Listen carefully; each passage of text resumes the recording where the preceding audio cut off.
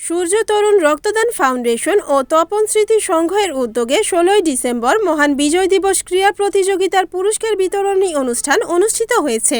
৩০ জানুয়ারি রোজ শুক্রবার বাদেশা খানপুর রেললাইন সংলগ্নে স্বেচ্ছাসেবী সংগঠন সূর্য তরুণ রক্তদান ফাউন্ডেশন ও তপন স্মৃতি সংঘের উদ্যোগে উক্ত অনুষ্ঠানটির আয়োজন করা হয়। এর আগে সকাল ৯টায় বিনামূল্যে সুন্নতে খাতনা অনুষ্ঠানের আয়োজন করা হয়। পুরস্কার বিতরণী অনুষ্ঠানে প্রধান অতিথি হিসেবে উপস্থিত ছিলেন নাসিক ১২ নং ওয়ার্ড সাবেক কাউন্সিলর জনাব শওকত হাশেম শকু। বিশেষ অতিথি হিসেবে উপস্থিত ছিলেন নারায়ণগঞ্জ মহানগর যুবদলের যুগ্ম আহ্বায়ক আব্দুল রহমান। অনুষ্ঠানে সভাপতিত্ব করেন খানপুর রেললাইন জামে মসজিদ কমিটির সাধারণ সম্পাদক হাজী আব্দুল আলিম লাভু। এছাড়া অনুষ্ঠানে আরও উপস্থিত ছিলেন স্থানীয় গণ্যমান্য ব্যক্তিবর্গ, সমাজসেবক সহ এলাকাবাসী। অনুষ্ঠানটির আয়োজনে ছিলেন সূর্য তরুণ রক্তদান ফাউন্ডেশন ও তপন স্মৃতি সংঘ। যারা এই অনুষ্ঠানের আয়োজন করেছে সূর্য তরুণ রক্তদান ফাউন্ডেশনের যারা অনুষ্ঠানের আয়োজন করেছে তাদেরকে আমি ধন্যবাদ জানাই। যে এখানে মাদকের আখড়া, এখানে মাদকের আখড়া। আমি দৃঢ় কণ্ঠে বলতে চাই, আগামীতে যারা মাদকের সাথে জড়িত থাকবে তাদের ফ্যামিলি সহকারে এই এলাকা থেকে উৎখাত করা হবে ইনশাআল্লাহ। গোড়া থেকে তুলে ফেলবো ইনশাআল্লাহ। আপনাদের কাছে এই প্রতিজ্ঞা করছি।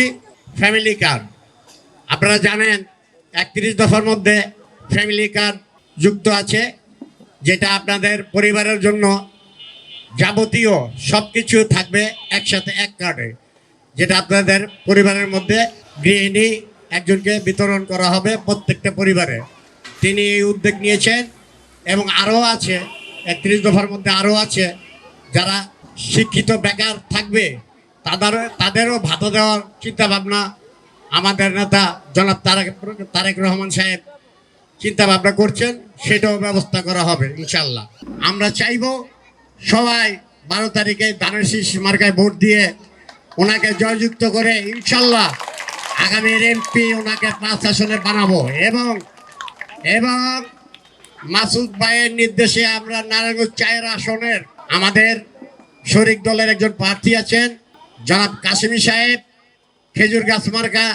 আমি চাইব ৪ আসনে যেই প্রার্থী আছে ওনাকেও জয়যুক্ত করার জন্য ১২ তারিখ ইনশাল্লাহ সকাল সকাল ফজরের ওয়াক্তে নামাজ পড়ে আমরা ইনশাল্লাহ ভোট কেন্দ্রে গিয়ে লাইন ধরে দাঁড়িয়ে ভোট দিব এবং তাদেরকে জয়যুক্ত করে নিয়ে আসবো।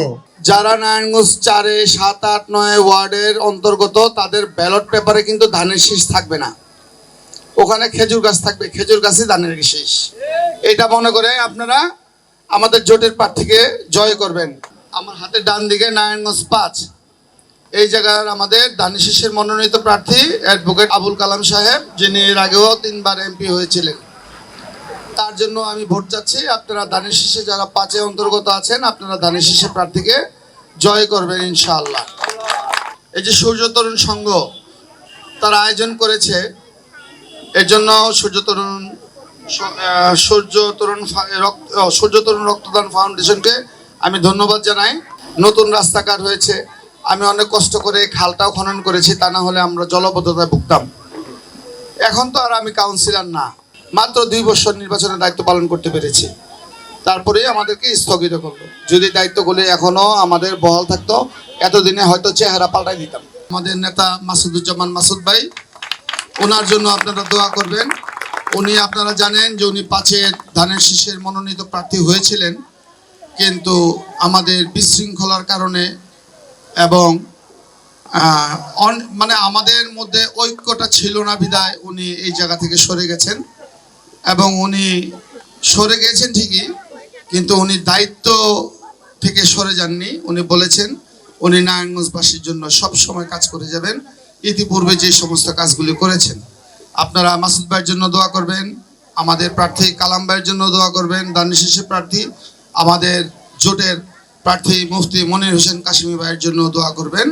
আপনাদের সকলের আমি ব্যক্তিগতভাবে আমার কয়েকজন মুমূর্ষু রোগীর জন্য এদের কাছ থেকে রক্তের সহায়তা পেয়েছিলাম। এরপর থেকে আমি এদের সাথে সবসময় আছি, আমাকে যখনই ডাকে ইনশাল্লাহ আমি তাদের ডাকে সাড়া দিই।